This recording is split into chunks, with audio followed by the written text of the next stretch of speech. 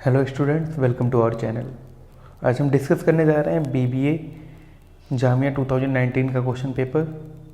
तो इसके पहले की सीरीज़ हमने अपलोड कर दिया, आप वहाँ से जाके चेक कर सकते हैं 2018, 17, 16 का। हम इसके आगे भी अभी अपलोड करेंगे 20, 21, 22, 23 सबका हम अपलोड करेंगे इंशाल्लाह। तो हम आज 2019 का डिस्कस करेंगे। 2019 में हमारा जो फर्स्ट क्वेश्चन है, the recent demonetisation announced by government of India was in. ये जो डिमोनेटाइजेशन हुआ था ये 8 नवंबर 2016 को हुआ था। 8 नवंबर 2016 को। Option A will be the correct one. Question number 2 है हमारा, which is the oldest mountain range in India. Oldest mountain range India is Aravalli ranges. Aravalli की रेंजेस जो हैं वो सबसे ओल्डेस्ट माउंटेन रेंज है। हिमालय अभी यंगेस्ट वन है। Aravalli is the oldest mountain range in India. Question number 3 है, which is the capital of union territory of Dadra Nagar Haveli. अब इसमें एक और मर्जअप हो गया है, Daman and Diu, Silvassa. D will be the correct one. Question number 4 आपका, who gave the call for evergreen revolution.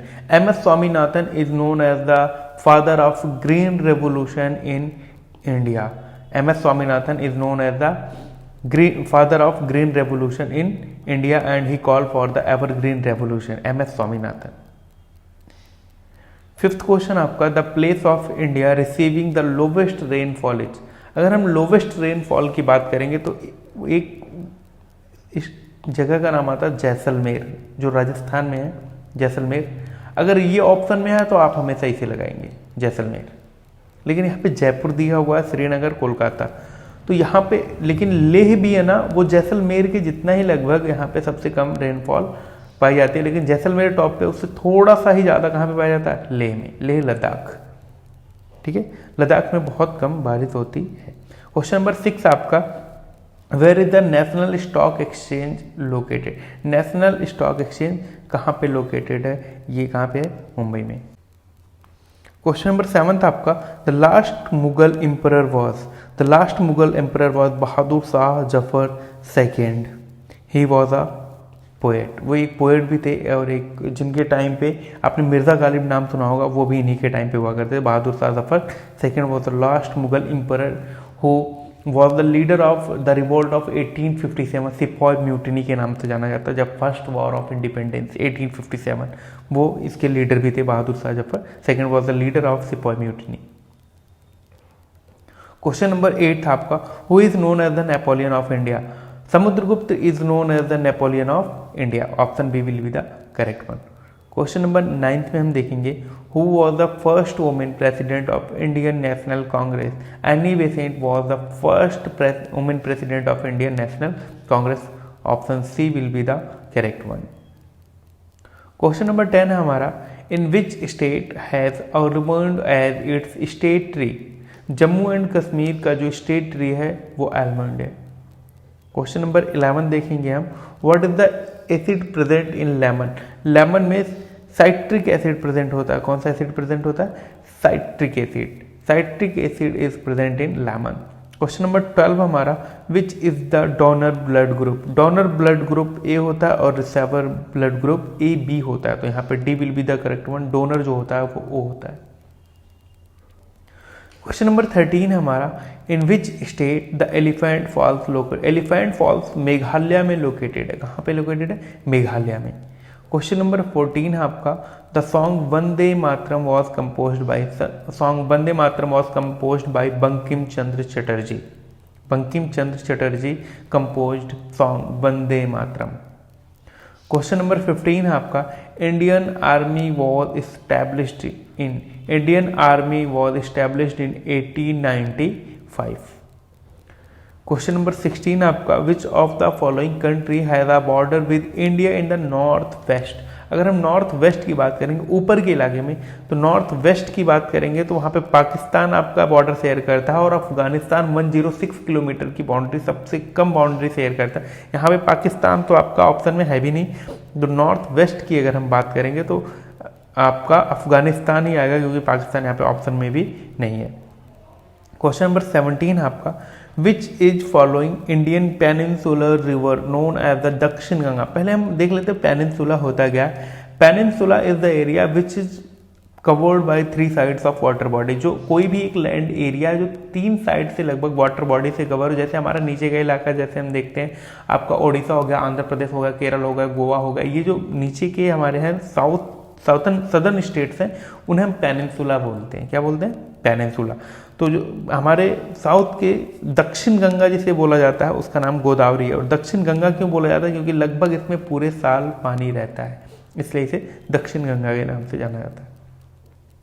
Question number 18 है, electric bulb filament is made up of tungsten. Tungsten एक मेटल है जिसका मेल्टिंग पॉइंट काफ़ी हाई होता है।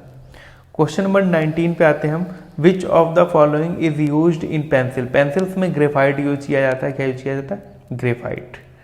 Question number 20, which of the following planet has the fastest period of revolution.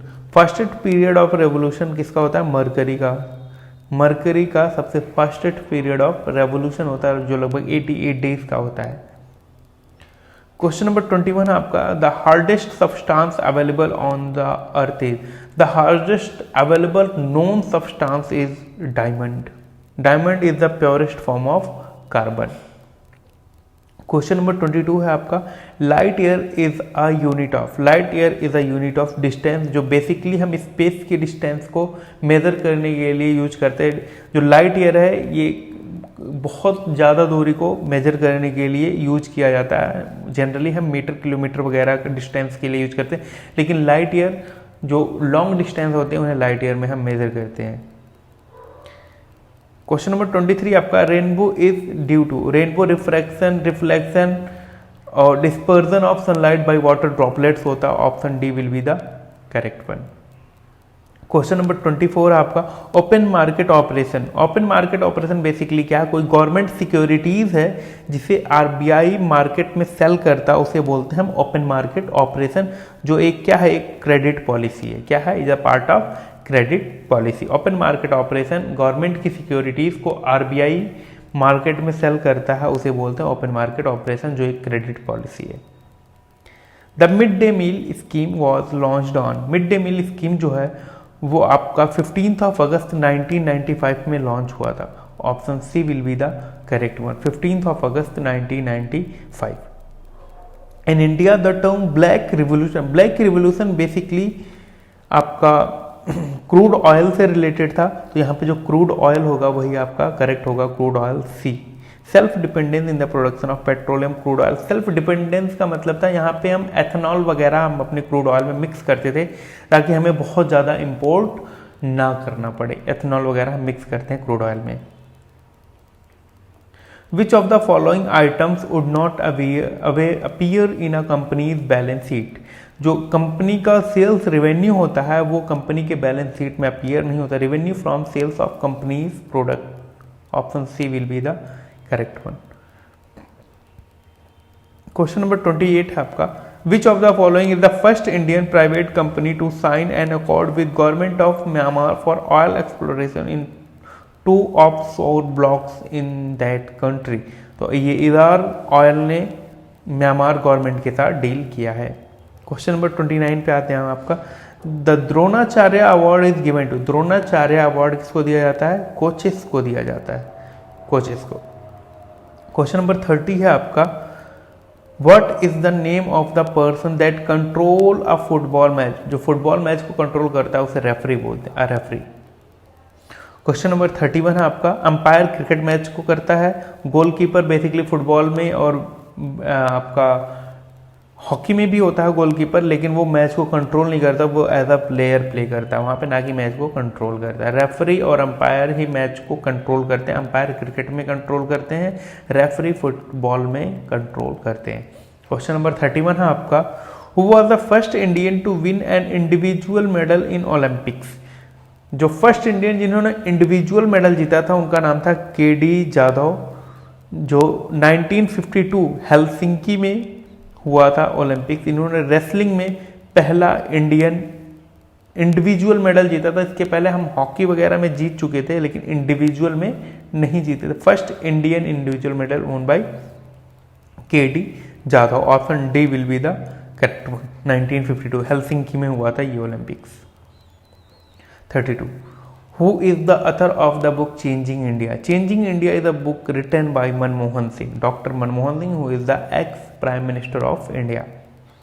Question number 33 है आपका, article 359 of the Constitution authorizes the President of India to suspend the right to move any court for the enforcement of fundamental rights during.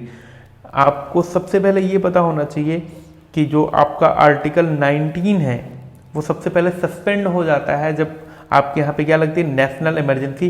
2021 दो ऐसे articles हैं जो आपके national emergency के time पे भी सस्पेंड नहीं होते हैं, लेकिन ये जो और फंडामेंटल राइट सस्पेंड होते हैं ये कौन से के टाइम पे होते हैं, नेशनल इमरजेंसी के टाइम पे। National emergency will be the correct one. National emergency, तीन तरीके की इमरजेंसी होते हैं, हम एक बार डिस्कस कर लेते हैं। एक होता है आपका नेशनल इमरजेंसी, एक होती है आपकी स्टेट इमरजेंसी, और एक होती है आपकी फाइनेंशियल इमरजेंसी।